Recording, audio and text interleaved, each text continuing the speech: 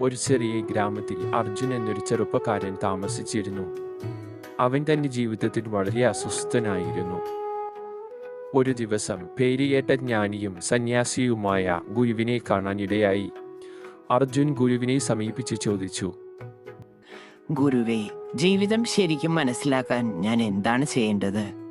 എനിക്കൊന്ന് പറഞ്ഞു തരാമോ? ഗുരു പുഞ്ചിരിച്ചുകൊണ്ട് പറഞ്ഞു, അർജുൻ, നിനക്ക് ജീവിതം മനസ്സിലാക്കണമെങ്കിൽ നീ 3 സ്ഥലങ്ങൾ സന്ദർശിക്കണം.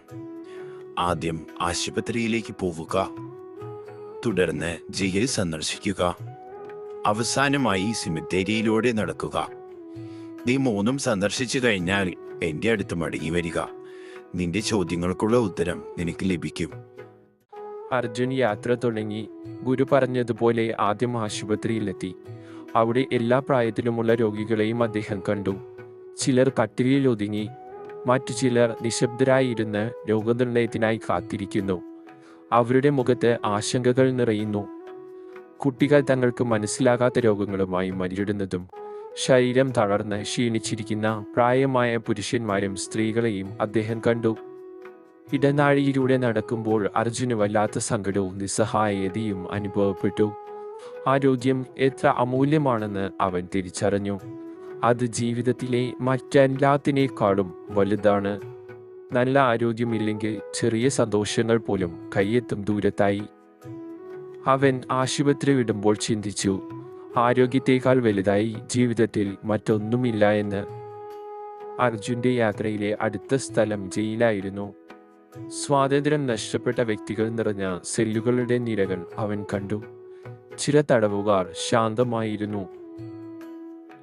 മറ്റു ചിലർ തങ്ങളുടെ സെല്ലുകളുടെ കമ്പികൾ മുറുകെ പിടിച്ച് പുറത്തെ ലോകത്തിന്റെ ഒരു നേർക്കാഴ്ചയ്ക്കായി കൊതിച്ചു. അവരെ നിരീക്ഷിച്ചപ്പോൾ അർജുന് താൻ എപ്പോഴും അനുഭവിച്ചു കൊണ്ടിരിക്കുന്ന സ്വാതന്ത്ര്യത്തെക്കുറിച്ച് ഓർത്ത് സന്തോഷം തോന്നി.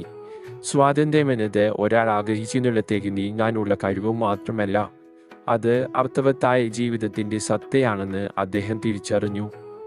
സ്വാതന്ത്ര്യമാണ് യഥാർത്ഥത്തിൽ ഏറ്റവും വിലപ്പെട്ട കാര്യം. ജയിലിൽ നിന്ന് പുറത്തു പോകുമ്പോൾ അർജുൻ സ്വയം മന്ത്രിച്ചു. ഒടുവിൽ അർജുൻ സിമിത്തേരിയിലെത്തി. നിശബ്ദതയായിരുന്നു അവിടെയെല്ലാം.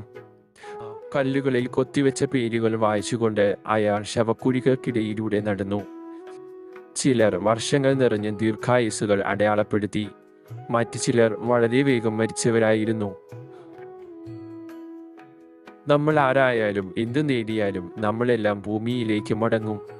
തൻ്റെ പാദങ്ങൾക്ക് താഴെയുള്ള നിലം ഒരു ദിവസം തൻ്റെ തന്നെ സ്വന്തം മേൽക്കൂരയാകും എന്ന സത്യവും അദ്ദേഹം മനസ്സിലാക്കി. ജീവിതം തന്നെ ഏറ്റവും വലിയ സമ്മാനമാണെന്ന് അദ്ദേഹം തിരിച്ചറിഞ്ഞു. സ്നേഹിക്കാനും പഠിക്കാനും ഒരു അടയാളമിടാനും പകരം വയ്ക്കാനില്ലാത്ത അവസരം. അർജുൻ ഗുരുവിൻ്റെ അടുത്തേക്ക് മടങ്ങി. ഗുരു, എനിക്കിപ്പോൾ എല്ലാം മനസ്സിലായി. ആരോഗ്യത്തെക്കാൾ വലുതായി മറ്റൊന്നുമില്ലെന്നും സ്വാതന്ത്ര്യം അമൂല്യമാണെന്നും ജീവിതം തന്നെയാണ് ഏറ്റവും വലിയ സമ്മാനമെന്നും ഞാൻ മനസ്സിലാക്കി. കൊള്ളാം അർജുൻ, ഈ പാഠങ്ങൾ നന്നായി നീ ഓർക്കുക. നിന്റെ ആരോഗ്യത്തെയും സ്വാതന്ത്ര്യത്തെയും വിലമതിക്കുക. ലക്ഷ്യത്തോടെ നിന്റെ ജീവിതം നയിക്കുക. നീ എടുക്കുന്ന ഓരോ ശ്വാസവും ഒരു സമ്മാനമാണ്. ഓരോ നിമിഷവും വളരാനുള്ള അവസരമാണെന്ന് ഓർക്കുക. അന്നു മുതൽ അർജുൻ ജീവിതത്തോടുള്ള പുതിയ വിലമതിപ്പോടെ ജീവിച്ചു. ആരോഗ്യമാണ് അടിസ്ഥാനം. അതില്ലാതെ സമ്പത്ത്, വിജയം, ബന്ധങ്ങൾ പോലും നമുക്ക് നഷ്ടപ്പെടും. ജീവിതത്തിന്റെ സന്തോഷങ്ങൾ അനുഭവിക്കാനും നമ്മുടെ ലക്ഷ്യങ്ങൾ പിന്തുടരാനും ചുറ്റുമുള്ള ലോകത്തെ കാണാനും ആരോഗ്യം കൂടിയേ തീരൂ. ആരോഗ്യത്തെ വിലമതിക്കുക എന്നതിനർത്ഥം നമ്മുടെ ശാരീരികവും മാനസികവുമായ ക്ഷേമത്തെ പരിപാലിക്കുക എന്നാണ്.